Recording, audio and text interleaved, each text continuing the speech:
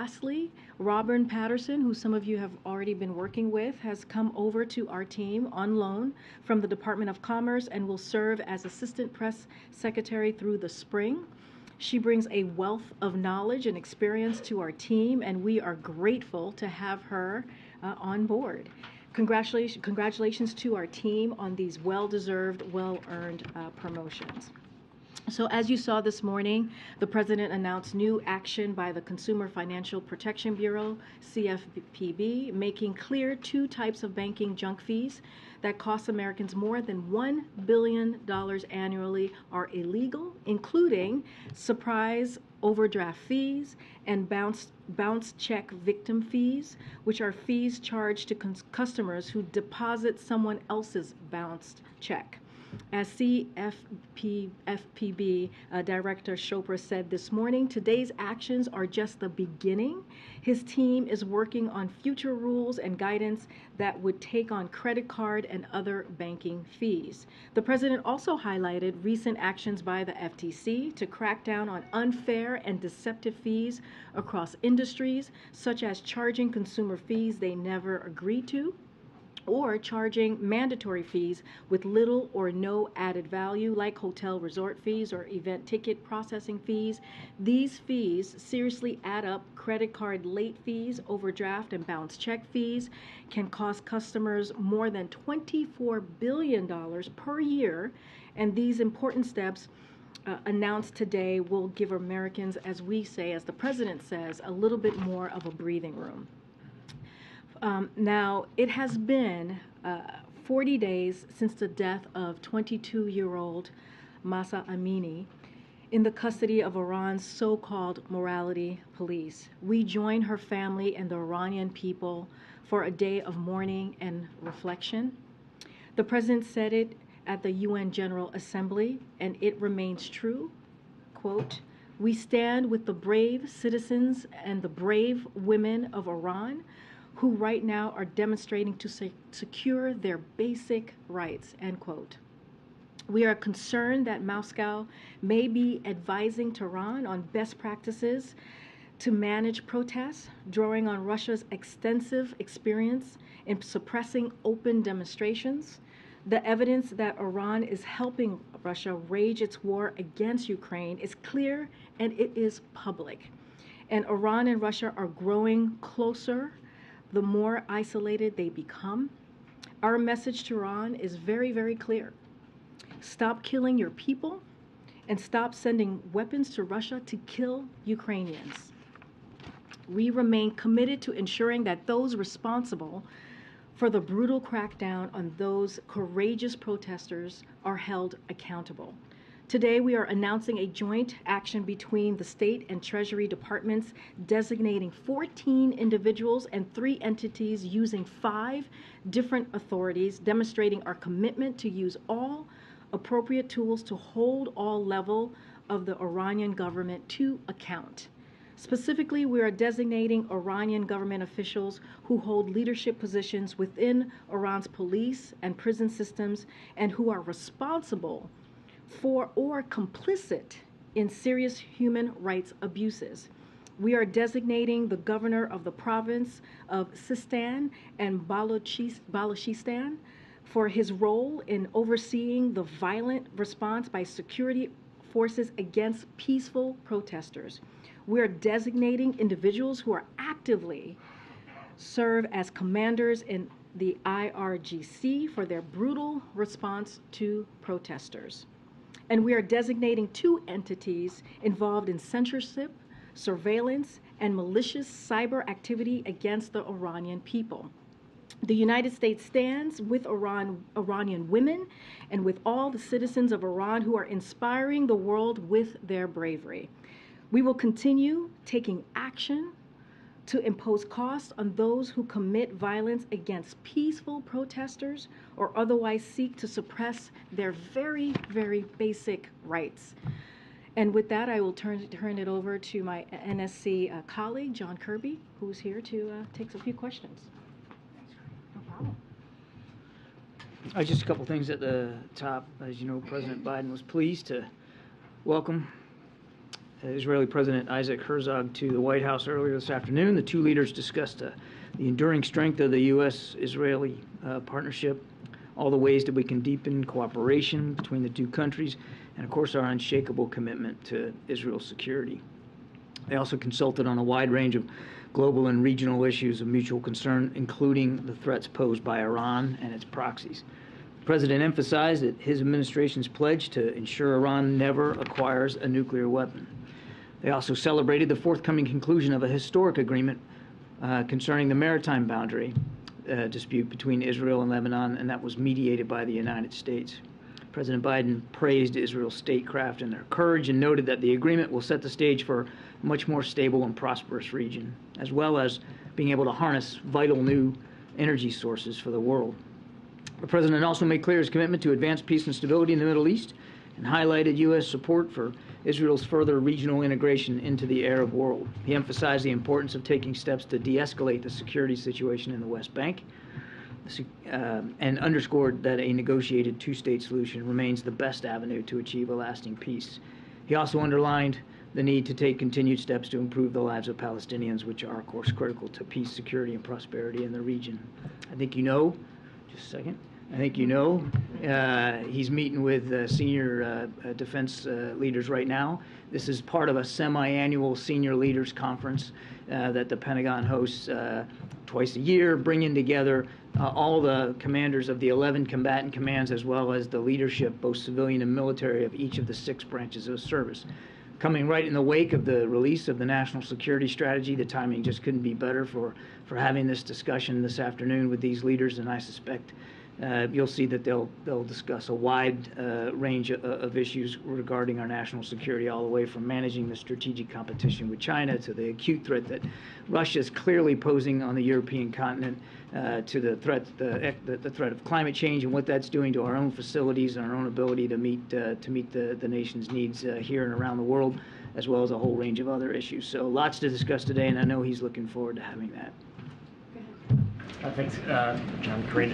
Hoping you might be able to provide a little bit more context and evidence to back up Karine's allegation before that Moscow may be supporting Iran's crackdown on its civilian population. What expertise does the U.S. believe Moscow is providing, and what evidence do you have to back up that? I'm not going to get into too much of the sources of the information here at the podium.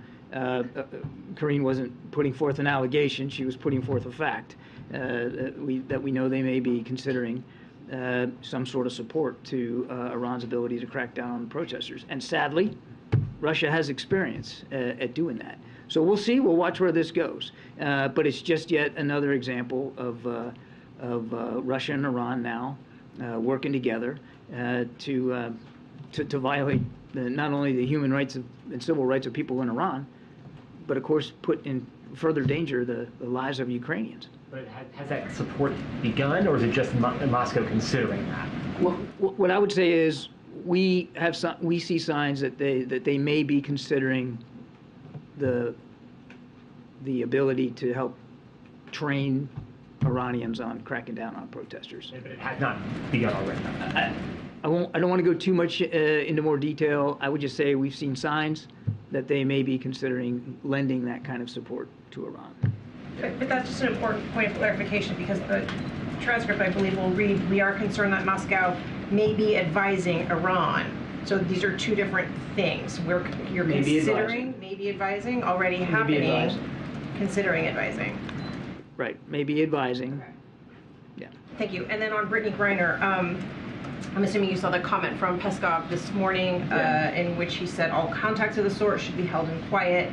Is this a signal of some kind? Are you interpreting this as a signal of some kind that they're open to increased dialogue, further dialogue, or has there been any more dialogue since the verdict, since yesterday's decision court ruling? I don't have anything since yesterday's court ruling for her appeal to talk about, but I would tell you that the conversations with the Russians, they continue.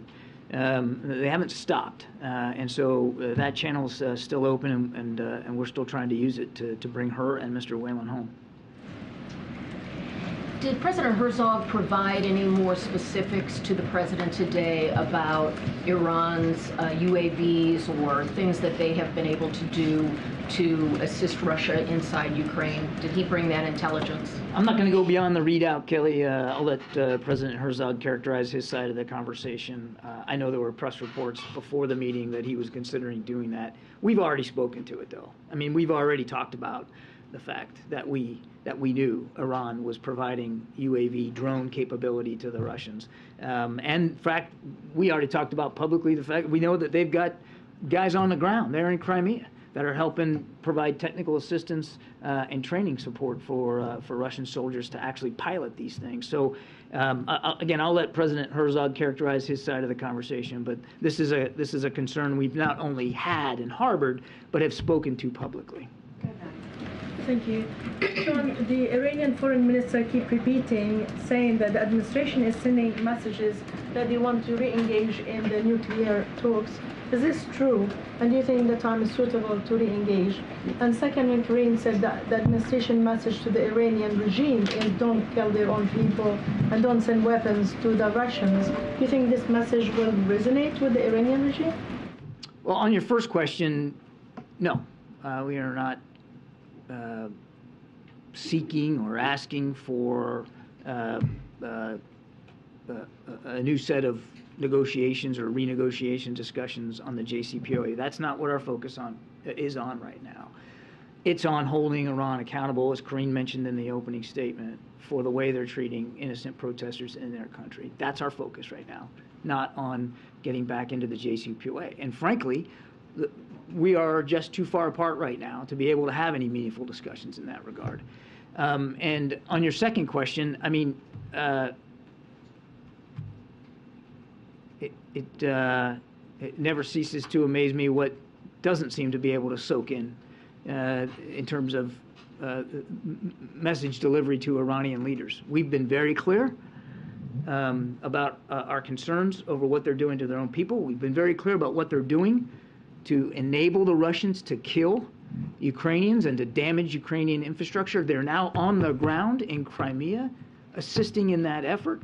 The transfer of these drones absolutely is a violation of UN Security Council Resolution 2231, which prohibits the transfer of missile-related goods, equipment, and technologies to or from Iran.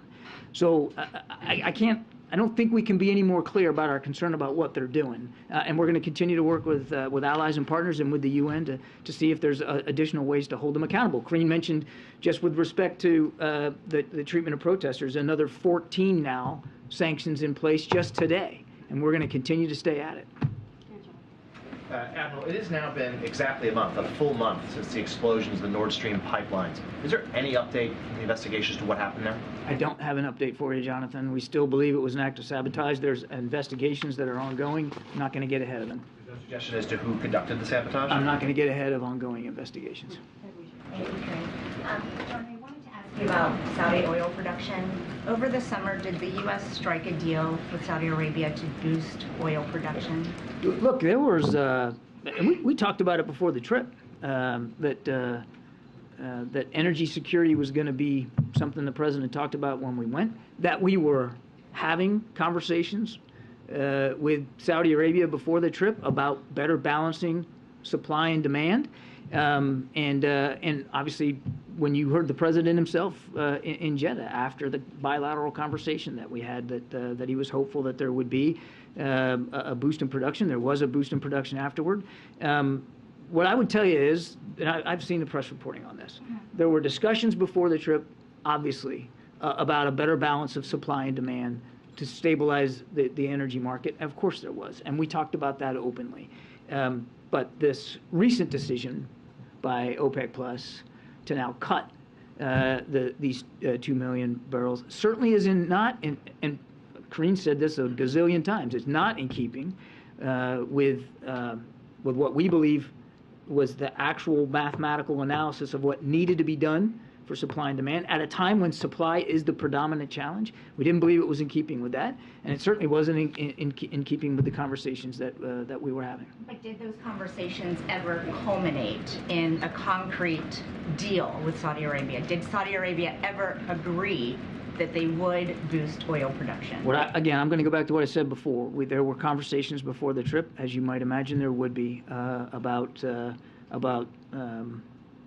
an architecture that could better balance supply and demand to include what ended up as an increase in production at the end of the trip. I think I'm just going to leave it there. And then just a quick follow-up then on OPEC's decision, because the president said there could be consequences. Do you have any update on what those might be? No, the president's national security team is taking a look at that right now, internal here to the National Security Council, looking at options. Looking at this bilateral relationship with Saudi Arabia and what options we would like to tee up to the president for him to consider going forward. But the president also said he wants to talk to members of Congress, and obviously the members of Congress are not here in town. So we're not in a hurry. We're not in a hurry, and we don't need to be in a hurry. But clearly the president believes that we need to make sure this bilateral relationship, quite frankly, like every bilateral relationship we have with friends, partners, and allies, is suited to the national interests of the United States of America and to the security interests of the American people, and that's what he's going to stay focused on. But no, I don't have a specific update for you. Staying on that topic, the Saudi energy minister said yesterday that when it comes to this conversation, his country is taking the mature route. He said that at the conference known as Davos on the Desert, on the global stage, with one of the world's leading financiers. You saw it. So what do you make of the implication, then, that the U.S. is acting immature? I obviously refute that, of course. This isn't look, this isn't,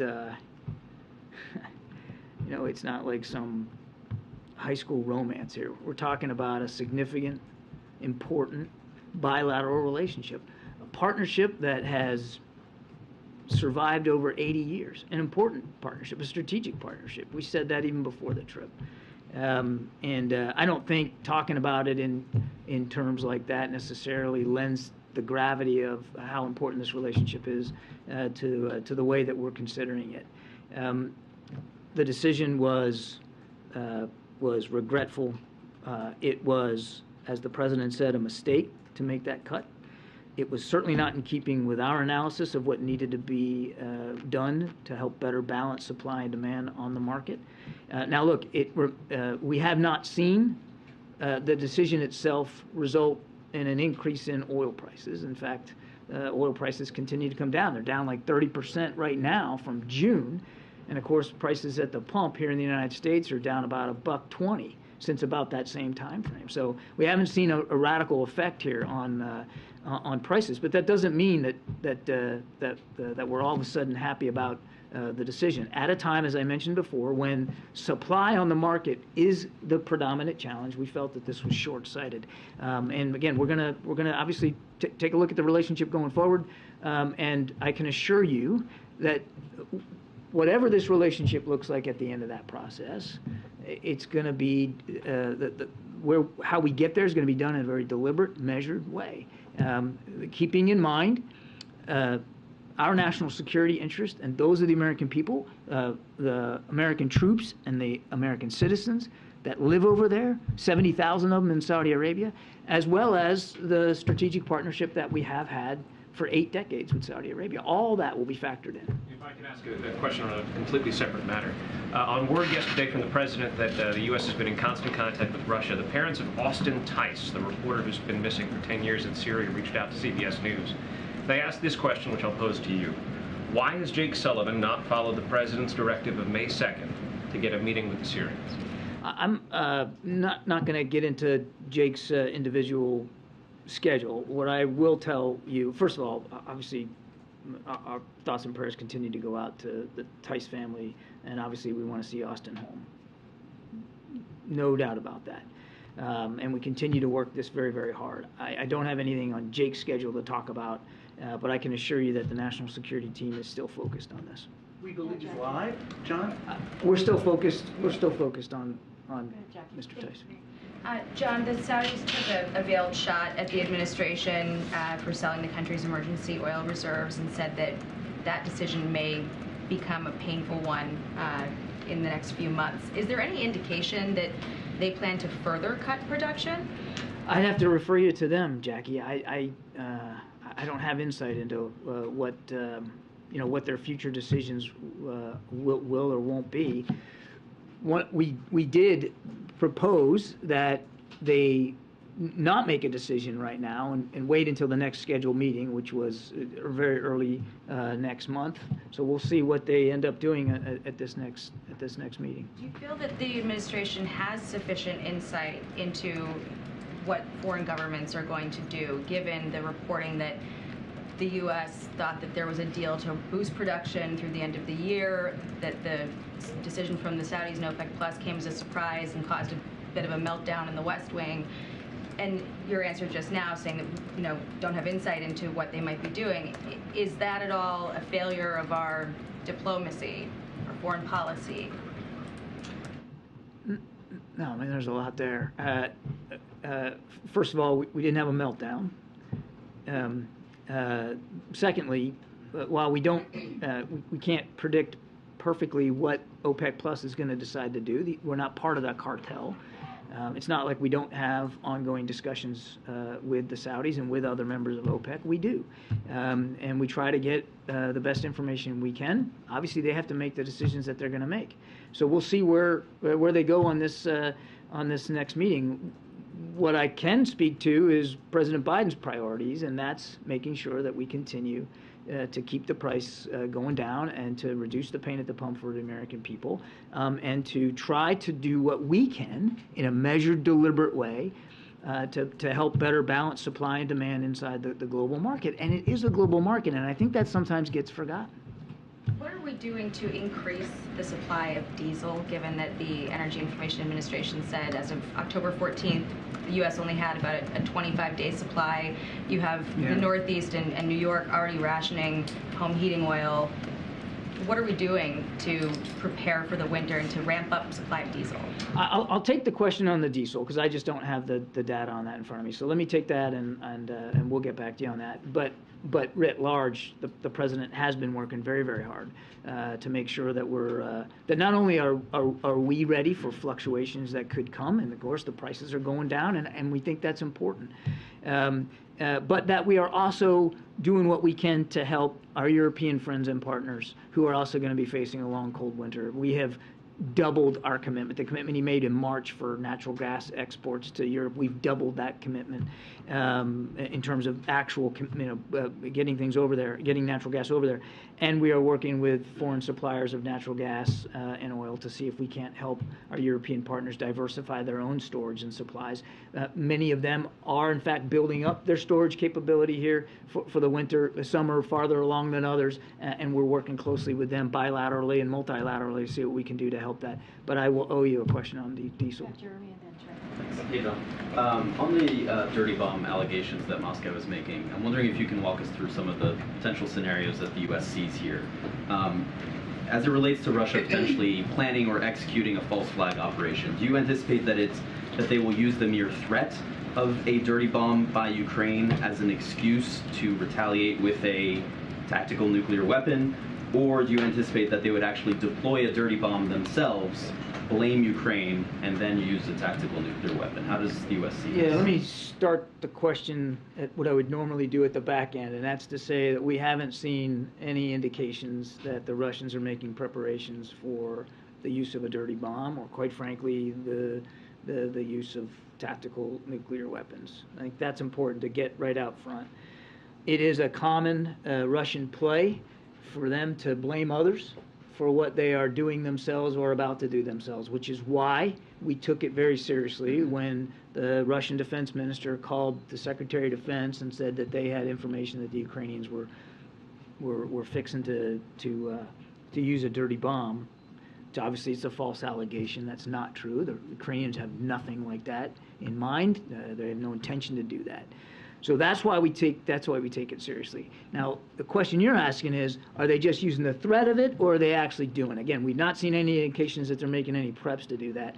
I wish I could get inside the Russian mindset here and tell you exactly what they're thinking with respect to why they put this out there. I can't do that.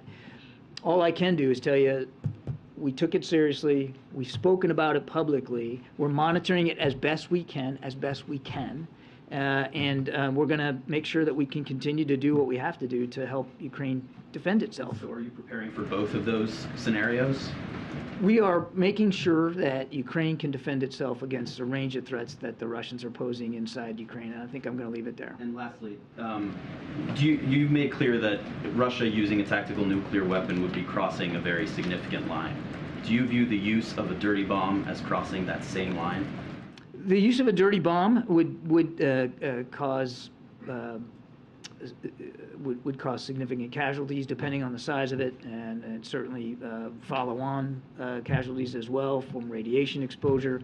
I'm not going to classify it one way or the other, except to say that it would be yet another example of Russia's brutality on the Ukrainian people, another level of atrocity. If they were to do it, that would have to be dealt with and properly, and they would have to be properly held accountable for it.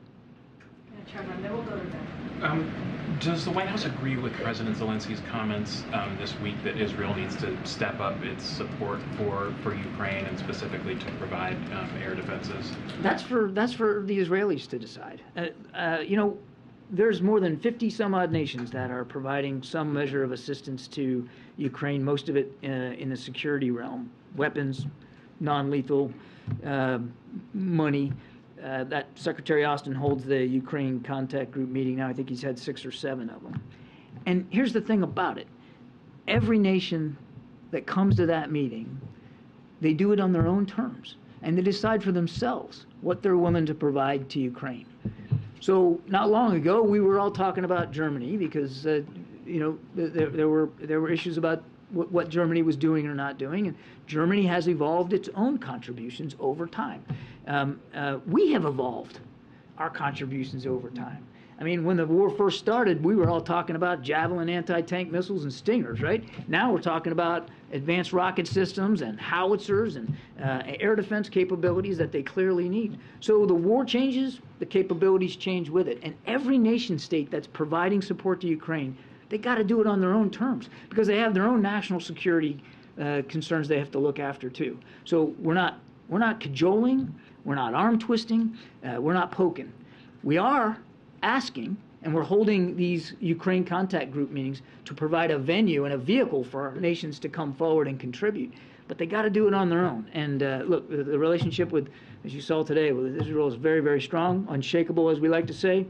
And we respect that Israel has to make these decisions for themselves. And just to follow up on that, I mean, the U.S. has put billions of dollars into Iron Dome. Do you think that technology that the U.S. has significantly funded should be used in Ukraine? That is going to have to be a decision for the Israeli leaders to make. But for our part, we're going to continue to, we have provided air defense capabilities to the Ukrainians since the beginning of the conflict. We are continuing to do that. We'll continue to look forward for look at other capabilities that they might be able to use. And it doesn't just have to be systems coming from the United States or even systems that the United States help fund. It could be air defense capabilities that other nations have that the Ukrainians are more familiar with. They're better trained on. They have the tech support to support them. So we're going to work across the board. And just finally on Israel, do you agree with Senator Robert Menendez that the inclusion of far-right lawmakers in a governing coalition in Israel would threaten U.S. ties and threaten peace in the Middle East? The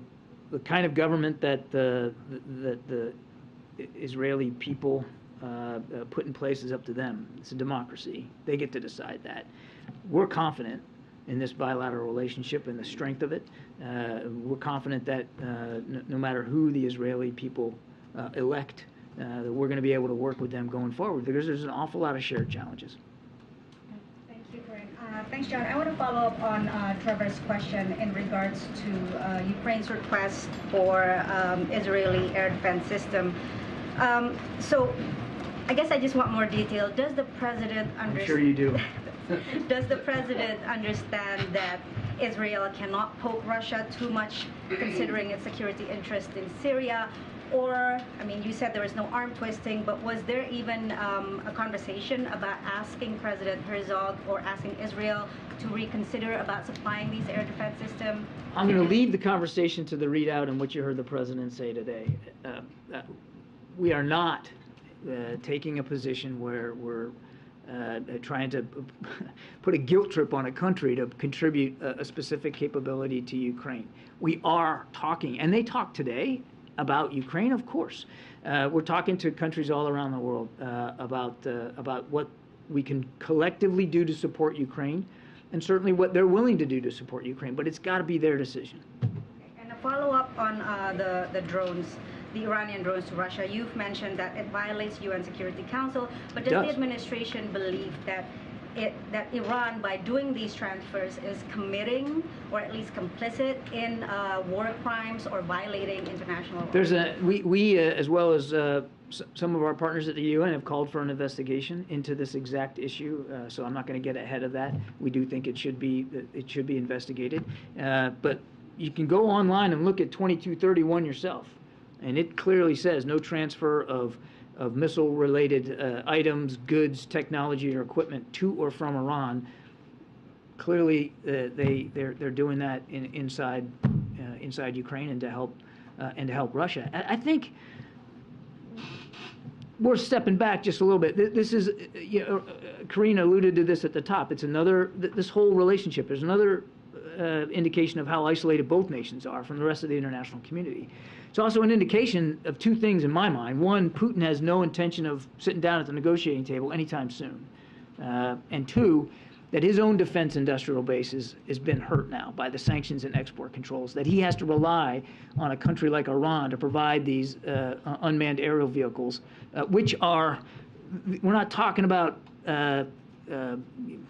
ISR, intelligence, surveillance, reconnaissance platforms that can image things below. These are basically kamikaze drones. They're meant for one purpose and one purpose only, and that's to go hit a target, go kill people, go destroy infrastructure. That he's doing that speaks to the brutality he's willing to continue to prosecute this war, certainly no interest in sitting down, and that he is having trouble in his own defense industrial base, that he has to turn to another country like that. Just to follow up on the regional air defense system that the U.S. is trying to help facilitate in the Middle East. Can you give us a little bit more details? What kind of buy-ins do you have from Gulf states? Is it going to be one network with all the partners in there, or is it going to be a hub and spoke, returning to CENTCOM perhaps? And whether the latest decision by OPEC Plus and the rising tensions between the U.S. and Saudi might complicate this effort. I'm sorry, was this about integrated air and missile defense? No, we still believe that that's an important capability that we'd like to pursue. It was on the agenda when the president went to the Middle East in July. It's still on our agenda of things to explore. Central Command is working through the modalities with our partners in the region. We still think it's an idea worth pursuing. Is there a timeline for this? No, and there hasn't been. I mean, it's not. This is not the kind of thing that you're going to be able to slap together and just do in a couple of weeks. Integrated air and missile defense means netting together a series of sensors as well as kinetic capabilities, interceptors, missiles, and the launchers that put them up into the air, netting all of them together in a coordinated way so that everybody shares the benefit of the missile defense capabilities of your neighbor. And given the fact that Iran's ballistic missile program continues to improve and grow, we still believe there's a lot of merit in that idea. Just to follow up on the Iranian drones, is the U.S. considering additional sanctions over the supply of those drones to Russia, in addition to what was announced today? Well, the sanctions today were really about the way they're treating protesters. You saw, I think it was last week, we did issue some additional sanctions with respect to their provision of these drones to Russia. We're not taking additional sanctions off the table. I don't have anything to announce today, but clearly, if and when we do that, we'll make that public. And to follow up on the nuclear talks, you've said that it's not the focus right now, but does the lack of urgency at this stage indicate that the administration has given up on the talks? Well, I'd push back a little bit on the lack of urgency. What I said is not our focus right now. Our focus is on holding the Iranian regime accountable for how they're treating their own people. and we're just too far apart. I mean, Iran continues to make demands that have nothing to do with the nuclear deal that they want put in there, and we just aren't there. As I said in my opening comments in the meeting that the president had with President Herzog, we reiterated that our commitment, the president's commitment, to making sure Iran cannot achieve a nuclear weapon. Obviously, diplomacy is still the preferred path to do that. We're just not in a position where that's a viable option right now. So I disagree that there's a lack of sense of urgency. We don't want them to achieve this capability, but right now, what we're focused on is the way they're treating their own people. Can I ask you a question? Yeah, very much. Can I ask you a question about Wagner Group in Africa? A lot of officials, the U.S. officials have been warning that the Russian mercenaries are creating havoc in Mali. I want you to react. Do you understand the void that they are there to fill? Do I understand what? Do you understand the void that's been created for the Malian government to invite the Wagner Group into Mali? I don't have a lot of insight into the Wagner Group's activities in Mali. So I can take the question for you, and we can see if we can get you an answer. I just don't have the insight on that issue. I'll just say, broadly speaking, Wagner Group is very active, of course, in Ukraine. We know that. They're most active in the Donbass region, that northeast section of Ukraine right now. And that they have, and we've talked about this before, I mean, they have been recruiting fighters from North Africa, from the Levant area to aid their efforts on the ground. It's a private military contractor, and they're not above that kind of recruitment effort. But as to what they're doing in Mali, sir, I just don't have that for you. Okay, hold on a second. Let's be... John is kind enough. He's gonna. I know, but we're gonna get to everyone. Just hold on. You were not called on just yet. Go ahead, Sebastian. Go ahead, Sebastian. Okay, thank you. Can I just zoom out a bit on Ukraine, because we've had a lot of nitty-gritty on which weapon systems and so on. Zooming out, I know you've had this question before, but I think it's kind of a crucial one. The mantra is that the support for Ukraine will go on as long as it takes. I think that's pretty much the wording. Obviously, forever, presumably, is nothing that anybody wants or could ever even plan for. So, does the administration have a clear view of what's going on now and what's being built up is going to end in a Russian withdrawal / defeat, Ukraine victory? If not, what is the, as long as it takes, where does it go? If you're asking if we can predict the end of this war, what it's going to look like and when, the answer, of course, is no. All I can really tell you is what we see now. Okay, neither side is in a position to sit down and negotiate. I just went through the whole litany of why Putin is clearly continuing to prosecute this war in a brutal, violent way. President Zelensky has said himself that they're focused on their counteroffensive operations. They are not in a position where they want to negotiate. Our job, our role here is to make sure that we continue to support Ukraine in the field so that if and when it comes to the table, President Zelensky is also able to succeed in his negotiations. He gets to determine when that is. He gets to determine what success looks like. And he gets to determine what he is not willing to negotiate with the Russians. But we're just not there yet. So our focus is on making sure he's got the tools and capabilities he needs to succeed on that battlefield, because that battlefield success will, no question, have an impact on the if and the when and the scope of any negotiations going forward. And yes, we've said as long as it takes. Quite frankly, we'd like for as long as it takes to be 4:20 today, right? It would be great if it ended now, but it ain't. And until it does, we've got to make sure that we're postured to help Ukraine. All right, we're going to try and take as many as we can. Just to sort of follow up on kind of the conversations you've been having about Russia and Iran, is the assessment then that relationship has grown closer since the invasion of Ukraine? I think it's hard to argue that it hasn't, at least from a tangible perspective, in terms of the transactional nature of this, it's hard to argue that it hasn't grown closer. Thank you. Okay. Thank you, John. Two questions. First of all, regarding the, God forbid, deployment of a dirty bomb against Ukraine, I'm sure the administration would hold Russia accountable, except Russia's not going to own up to it. They've been fighting this proxy war since 2014. Most of the attacks taking place in the Donbass, Russia was like, hey, it's got nothing to do with us.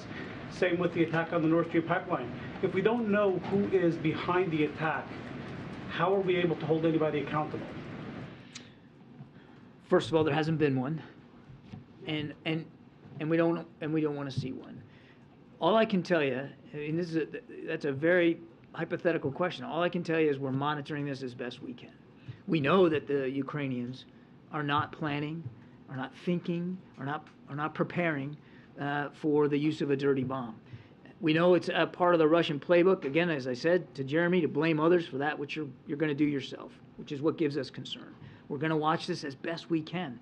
I can't tell you with perfect specificity that should one get used, we're gonna know the time and the place and the size, and that we're gonna be able to have forensic evidence right on the ground about where it came from. But we're going to treat it seriously, and we're obviously to the degree Russia needs to be held to account for that kind of activity, we'll do that.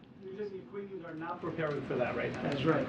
Okay, my second question is, has the administration been tracking the UN's inquiry into, UN Commission inquiry into Israel's little war with Gaza last year, and the condemnation that went only against Israel, not against Hamas? And is that something you're prepared to comment on? I don't have a comment for you on that today. All right, Brian Toulouse, and John is kind enough to stay a little bit longer. We're going to move the 4:30 backgrounder, so folks can... Thanks, Karine. Thanks, John. Just to follow up to last week when we spoke, on Ukraine and the dirty bomb, we both know those things can be very hard to detect if it's brought to the front. How confident are we that, or how confident is the DOD, how confident are you that hasn't happened, and are there additional preparations to be made to ensure that it doesn't happen? I'm confident that we're monitoring this as best we can, and I say as best we can on purpose, because it's not perfect. We don't have perfect visibility into everything that might be done or have to be done if one were going to actually use a dirty bomb. And just to make clear, it's a conventional explosive device using radioactive materials to use the explosive device to spread that. And a lot of it would depend, on size and how much preparation was put into it, if in fact it was used. So we're watching this as best we can, and all I can tell you with confidence is we don't see any indications that there's preparations for use. We certainly know the Ukrainians aren't going to go down that path. We've seen nothing that would tell us that the Russians are, at this point, preparing to do that at this time. And then a quick follow-up to yesterday's withdrawal of the letter from progressives of the Democratic Party requesting a change in the status of our relationship with Ukraine. For our allies, there have been reports that our allies are a little concerned about our commitment to Ukraine because of that statement. Can you just state categorically that the U.S. has not changed it and won't change its attitude, or can you make that statement? I can say not only have we not changed our approach to Ukraine, but we haven't seen any diminution or any concern expressed by our allies and partners either over the press reporting on this letter. These Democrats, as you know, they pulled the letter back. I'll let them speak to their decision making, but we have enjoyed and continue to enjoy terrific bipartisan support for our approach to Ukraine and the kinds of security assistance that we're providing. And we're going to need that support going forward. The president's not worried about that. Thank you. Thanks, Karine. Thanks, John. I'm going to try to keep this to one question. Thank you. We'll see. Is that a problem for him?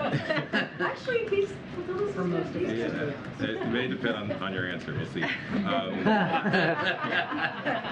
President Herzog said today that President Biden would be attending COP27 in Egypt. I was just wondering if you had any details on that trip and any information about what the president hopes to accomplish in Egypt. I don't have any travel or schedule for the president to speak to today. Second question then. On the U.S.-Saudi relation review, you said there's no hurry, that this could take a while. The president can take his time to do this review correctly. Obviously, there's some things that have happened between the announcement of this review and today, and obviously more things could happen. Yesterday, we heard about how it was noteworthy that the Saudis had voted against Russia at the UN and had provided millions of dollars for Ukraine. Today, you said it wasn't so great that the Saudis were talking about who's mature and not mature in the relationship. You talked about the upcoming. Yeah, I don't think that was helpful dialogue. No. So my question is sort of, are there things that the U.S. is looking for the Saudis to do between now and the completion of this review to shape the way and the direction of the review? Are there things that the Saudis could do to shape the direction of the ultimate? We haven't given them like a to-do list. I mean, that's not the way a strategic partner acts with another partner.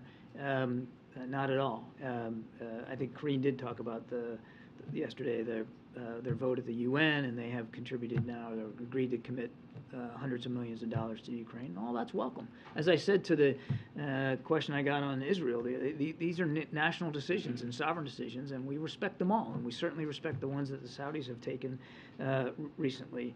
But no, we're not.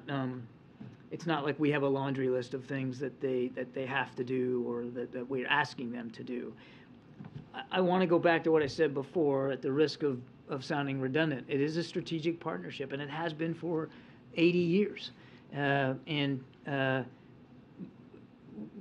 Nobody's talking about rupturing it. It's an important partnership that bears fruit in the region on many different levels: counterterrorism, climate change. I mean, there's a lot there. But we believe that in light of the decision, that we want to make sure this relationship going forward is obviously serving the national interests of the American people as best it can, and we'll get there. And as I said earlier, it's not going to be rushed. It's not going to be done in a careless way. We'll look at this very, very deliberately over time, and in consultation with members of Congress. But no, there's not a list. Just 3 more, and then we'll let John go. Thank you, Karine. So I've got a question about Saudi Arabia and a question about China. On Saudi Arabia, U.S. citizen Saad al-Mahdi, who's imprisoned for a series of tweets he sent, his son told me that President Biden, quote, sold my father for oil by prioritizing gas prices over his release. Do you have a response to that? And on China, this is a very simple question, but it's an enduring point of uncertainty. Does the president's son still co-own a company with China's government? And if not, can you provide some basic transparency about who bought that stake and for how much money? I don't have anything for you on your second question, but let me address your first. First of all, we understand the angst that the family's going through. We appreciate that. We respect that. And we know that they'd love nothing more than to have him back. I think this was the son who said this, his father. We know and, again, respect the pain and the anguish that they're going through. And we never lose sight of the pain that families are feeling here back home, or the trials and tribulations of people that are wrongfully detained elsewhere around the world. It's something we're constantly focusing on. So I would just say to that family, again, we respect and understand and sympathize with the anguish We continue to work on these cases all around the world as much as we can. Can we expect I don't Biden have to a. directly address I would this refer you to the State Department for the characterization of this particular case. But it's not just wrongfully detained Americans. We are concerned about all Americans that, that are held overseas against their will, whether it's technically wrongfully detained or not. I'm not going to get into this specific case. I would just say to the quote that you read from this individual, we appreciate and respect the anguish that the family's going through. It's never far from our minds, and we work as hard as we can to get these cases resolved. Publicly mentioning this, he of course did not mention it publicly when he went to Saudi Arabia in July. I don't. I mean, he did bring up issues of human rights. It was like the first thing that he brought up in the bilateral discussion. I won't get beyond that in terms of talking about specific cases, but I don't have any additional official statements by the president to announce or speak to right now. All right, Stephen, we gotta go. Thank you, Karine. Which one? The young man next to you. Thank you. President Biden just met with the Israeli president. I have a question on the killing of Al Jazeera journalist Shirin Abu Akleh. The U.S. Security Coordinator's report was not an investigation. It was based on the Israeli investigation, the PA's investigation. There was a ballistics analysis done that was inconclusive. None of the key eyewitnesses have even been interviewed. Why has the U.S. not conducted an independent investigation into the killing of an American citizen? We've said from the very beginning that we wanted her death fully, completely, transparently investigated, and you saw that the Israeli government came out and acknowledged that she was killed from a shot fired from an Israeli Defense Force position, and that in their investigation it wasn't a specific targeting of a journalist. So we also have been in touch with the Palestinians about this as well. But we said from the very beginning that we wanted it fully, transparently investigated. We recognize that the Israelis did conduct a thorough investigation, and they made it public. Do you characterize it as a thorough investigation when no key eyewitnesses have been interviewed, and there's clear video evidence that contradicts the central claim in the killing of a U.S. citizen? Well, again, we continue to mourn with the family, and this obviously should not have happened. But I'm not going to speak any more about the investigation that's been completed. Last question. Thanks, Karine. Thanks, John. So on the review, the Saudi relationship review, it partly is because we were told that it helps Russia. The production cut helps Russia. Why is the same result, or why is the same review not happening with China, which has helped buy more Russian oil, 50% more, and helping prop up the Russian economy? We have been very public about our concerns over people purchasing Russian oil, and we've called the Chinese out for this as a major consumer of Russian oil because it does help keep the price higher than what we want. What we've done to counteract that, I mean, you're talking about a specific tactical decision by OPEC Plus to make a cut, which we had analysis that showed that wasn't the best thing to do for the market at that time. And that we did believe benefited Russia. We have been no less transparent or candid about talking about our concerns over Chinese purchases of Russian oil on the market, which also helps keep that price up. Which is why we are working with our European partners to try to get a price cap in place for the Russian oil on the market, so that Mr. Putin can't profiteer off it anymore. Is there a review of the relationship between U.S. and China? I don't have an announcement of a review of the relationship. These are literally apples to oranges you're asking us to compare here. Take a look at the national security strategy, which we just released a couple of weeks ago. Makes it pretty clear how we feel about the bilateral relationship with China.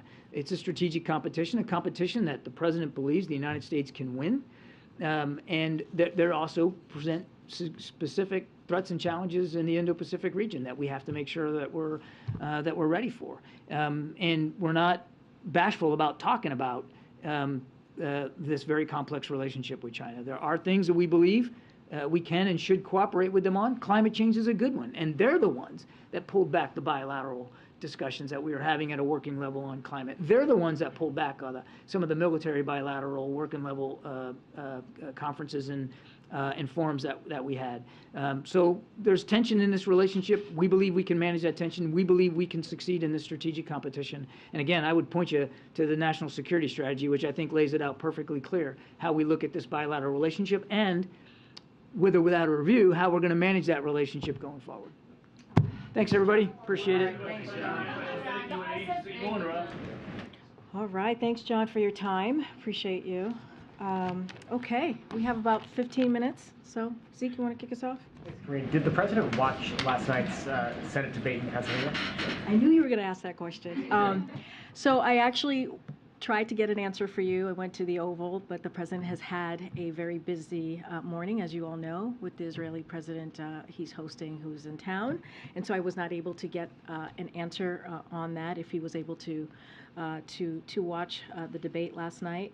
But I do want to be careful. I'm not going to get into political matters from here. No, I know. I always preface that because just want to be safe here. We do care about the rule of law here. So just want to say that. But I will say this, the president looks forward to working with the lieutenant governor when he is in the Senate. And so we, to continue to lower costs, to continue to deliver for the middle class family. I could say also that, in his conversations that he's had with Lieutenant Governor Fetterman, he finds the lieutenant governor to be a strong and authentic advocate for the middle class. And as you know, he has traveled many times to Pennsylvania, and they've had events together. And he's looking forward again to continue to work with him. A separate question. We know Friday the president plans to meet with Lieutenant Governor Fetterman in Pennsylvania. It's also the first day of early voting in Delaware. The last time there was an election in Delaware, the president had to make a last-minute trip up there to vote in the primary at significant taxpayer expense. Does he plan to vote early or on election day? Look, the president, as you know, believes that people's right to vote is incredibly important, and he clearly exercises that right. And I don't have anything to preview on his schedule about when he's going to be voting. And when that happens, we certainly will. You will all know. But I don't have anything to share on the timing of when he's going to vote. He certainly will vote. I just don't have a timing on when. Okay. And just a really quick follow-up to Zeke's question. Given the amount of time that the president has spent with Fetterman, and the conversation that is happening today in the wake of last night's debate performance, does the president have any concerns about, has he ever raised, either in conversation with you that you've been a part of or with others here at the White House, any concerns about his health? So I'll say this, in personal conversations that the president has had with the lieutenant governor, the president has found him to be impressive, an incredibly bright and talented person who's just as capable as always to carry out his office, the duties of his office. As we know, he is lieutenant governor currently, and has great ability and heartfelt concern for the people of the Commonwealth. And that is what the president has observed himself. That is, as is the case before and is the case today. And he respects the courage and the honesty that he sees from the lieutenant governor, that he's experienced in their conversation and their relationship over time. And we have of course, as relates to your question about his health, seen the same comments from independent medical experts that you all have noted, and that the improving symptoms he has to do with the speech and hearing, not all with cognitive function. So again, he thinks that he looks forward to working with the lieutenant governor in the future, and sees him as an authentic individual who is fighting every day for the middle class, and finds him incredibly impressive. Given the president last week in Pittsburgh, when we were traveling with him, said that he did think Democrats would be able to hold the Senate. Does he still think that today, given last night's debate performance? I mean, look, I'm not going to get into analysis here. There are people out there who are political pundits who are clearly doing that every day for the next 2 weeks or less than 2 weeks. So not going to get into those specifics. Here's what the president believes. He believes that the American people have a choice There's so much at stake for our country. And he believes that the choice is very, very clear. He believes that Democrats and congressional Democrats and the president have a lot to speak to. And you've seen that across the past several weeks from this president. He's talked about student loan. He's talked about economic recovery.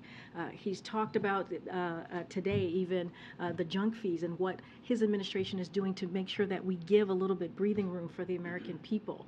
He's talked about lowering costs. We see gas prices, as Kirby was saying, has come down about $1.25 a gallon because of the work that this president has done. So he believes, and let's not forget the Inflation Reduction Act that only Democrats voted on, that's going to lower healthcare costs, that's going to really put in a great effort in fighting climate change and also lower energy costs. So for him, he believes, and also congressional Democrats, because you hear them talking about it as well in their districts and states, have a lot that they have delivered for the American people, and that's going to be his focus these next couple of weeks, as it's been these past several months. Just one more question. Given, polls show that voters at this point, the primary concern heading into the midterms is inflation and the economy. By a 2-to-1 margin, voters trust Republicans more than Democrats to handle the economy. I wonder, given this sort of majority sentiment of voters, is the president considering making any changes to his economic team after the midterms? No. Today, the rank and file and the Brotherhood of Railroad Signalmen voted 61% against the tentative agreement that was brokered by the administration to stave off the railroad work stoppage. What's the White House's reaction to that, and are you concerned that the strike is ahead? So a couple of things. I do want to give a little bit of a laydown of what we think here. The unions that have not ratified and the railroad employers have agreed to a cooling off period that extends well into November, giving them adequate time to continue their work and ensuring that our economy is under no immediate threat. The president remains focused on protecting America's families, farms, and businesses by avoiding a rail shutdown. That is our priority, of course, when it comes to these discussions. Both sides have said they share that desire as well. As the president has said for months, any shutdown would be completely unacceptable.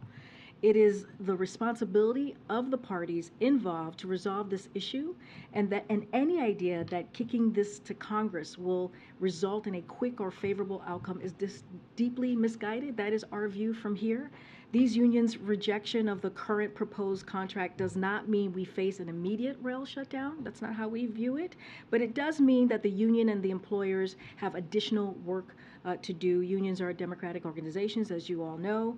We stand ready, as we did earlier this year, to support the parties in their efforts. We continue to urge both sides to work in good faith and avoid even the threat of a shutdown. We remain laser focused, as before, on taking any appropriate steps to ensure that our America's rail system keeps moving, so our families don't have to suffer from this. Just a real quick follow-up. This is now the second union to have the rank and file reject the tentative agreement. Is the president himself going to get more directly involved in this?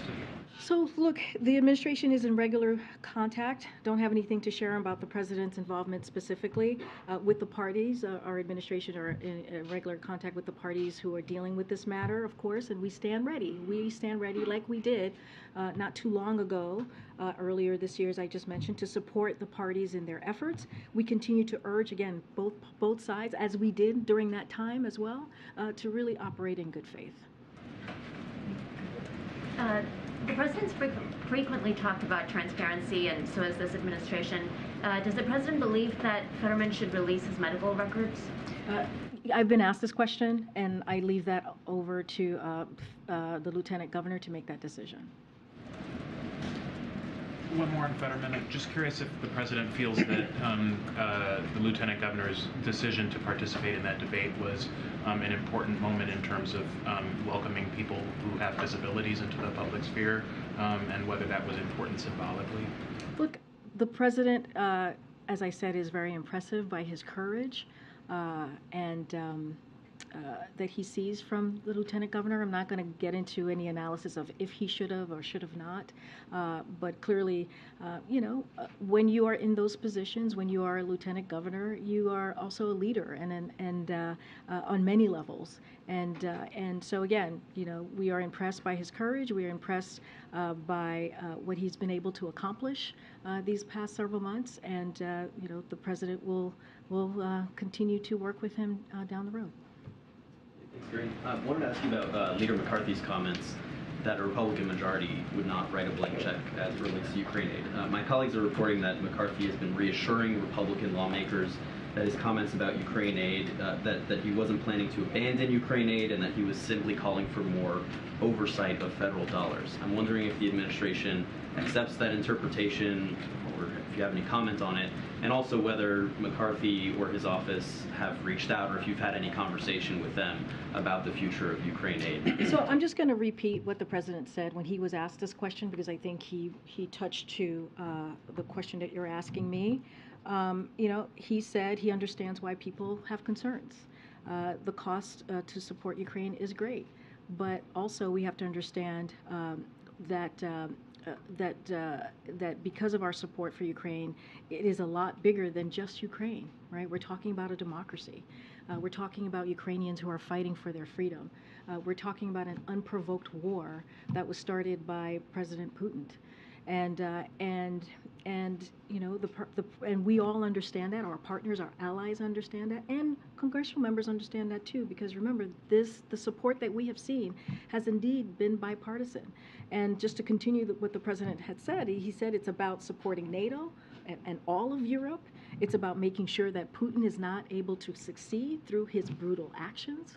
And our support for Ukraine will remain strong until the end of this war. So we are committed to supporting Ukraine during this time, and we are impressed by their bravery, and we're going to do everything that we can to continue to give them that assistance. Just given the significant possibility that Republicans will retake a majority in the House, have there not been any conversations between the White House and Leader McCarthy's office about the future of Ukraine aid in the wake of those comments? So I'll say this, I don't want to get too much into hypotheticals from here, but I'll say that we have kept that line of communication open throughout these past several months with congressional members. Remember, this is a bipartisan effort, and we appreciate the bipartisan effort, and that's what we will continue to work towards. Go ahead, Kelly. Was the White House in any way surprised by the performance of the lieutenant governor in the debate? I know that people here, including not just the president, but others have been in touch with him. But was there any surprise in terms of how he performed, given the auditory processing, given the high profile of the evening and that sort of thing?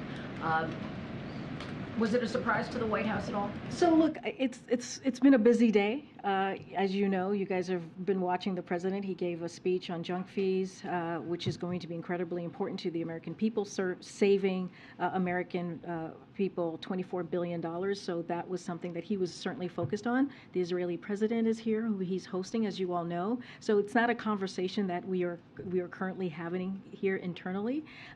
But I will remind you that the president was just with Lieutenant Governor just last week, I think a week from today, when we were in Pittsburgh, and the president talked about the bipartisan infrastructure legislation, how it was able to really help to rebuild the Fern Hollow Bridge. As we remember, back in January, fell, really just collapsed, and thank goodness no one was severely hurt. And because of the work that this president has done, we're able to rebuild that bridge in a year's time.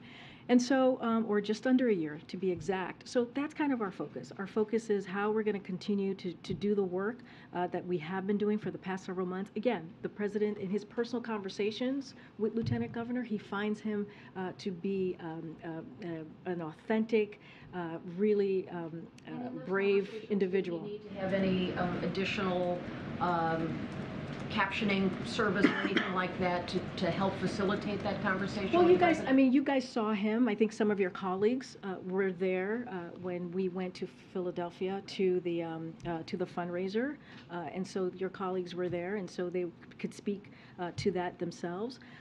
And so, I'm not gonna get into what he shouldn't do, not do medical. That's not my place to do. That is for the Lieutenant Governor to answer on his own for himself.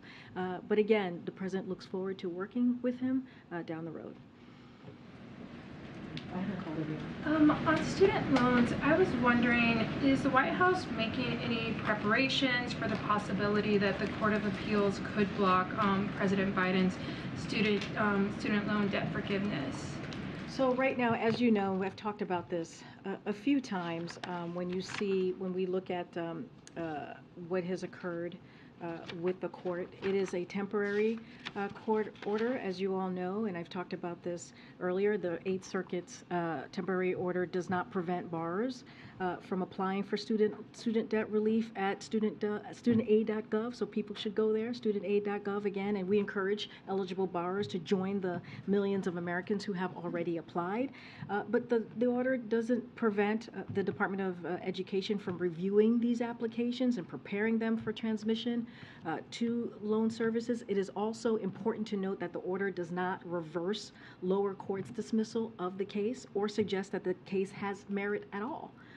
So it merely prevents debt from being discharged until the court makes a decision. So we will continue to move full speed ahead. We understand how important the President's policy is because again, it's going to give families a little bit of breathing room. And let's not forget, it's going to help 90% of the borrowers that it's going to help are going to be folks who make less than $75,000. So we're going to move full speed ahead in the process, getting prepared.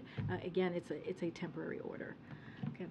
Thanks. I'd like to follow up on something you were asked Monday about presidential press conferences. It's been since January since the President has held a press conference here at the White House.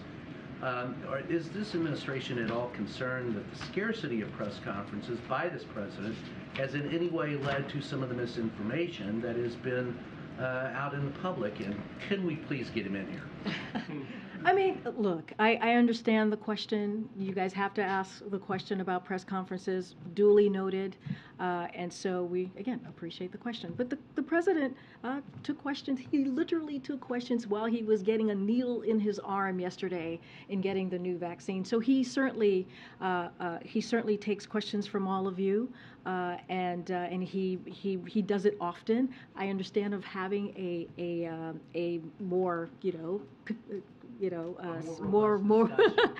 Well, I mean, look, the President is happy to take questions. He does it pretty regularly. I duly noted on the press conference. But again, this is a President who has not shied away from taking questions from all of you. And so I think he'll continue to do that almost every day. He'll continue to make sure that I'm sure on his own will continue to take your questions. Just let him know we'd love to see him in here someday. Okay, but again, I'm not going to get ahead of him of where we are with the process. But again, the President takes questions from all of you almost every day. Thanks, Karine. You had just said that there are no plans to adjust the economic team after the midterms. So I just want to ask in a follow-up, can the administration then say when Americans can expect to feel relief from inflation? Is there a date they can look to? So I will let the experts speak to that. I'm not going to get into when that's going to occur, right? But we have seen some relief over the past several months. We understand there's more work to be done. But look, the President has been laser focused on doing the work every day to lower costs for the American families because he understands what inflation is doing to American workers, American families. And so he's going to continue that work. I just talked about gas prices. That has gone down about $1.25 a gallon for the past several days. It's going to continue to go down. That is saving American families about $130 per month. That matters. Last week we talked about hearing aids. That's going to how we're lowering cost. Hearing aids cost about $3,000 a pair. What the President did last week is going to help, tens of millions of Americans, and that matters. The junk fees going to give Americans a little bit more breathing room. So look, we understand that there's more work to do. We understand that families are being squeezed by what's happening currently with inflation. But again, we have seen some moderation. I believe we'll continue to see that. Don't want to get too much into the economist world, but because of the president's economic policies, we have made sure, the president has made sure that we don't leave anybody behind, that we have a strong labor market, that unemployment is at the lowest that it's been in 50 years, and that matters. And we should talk about that as well as acknowledging what American families are going through. I'm just going to, okay. All right, guys. Thanks, everybody.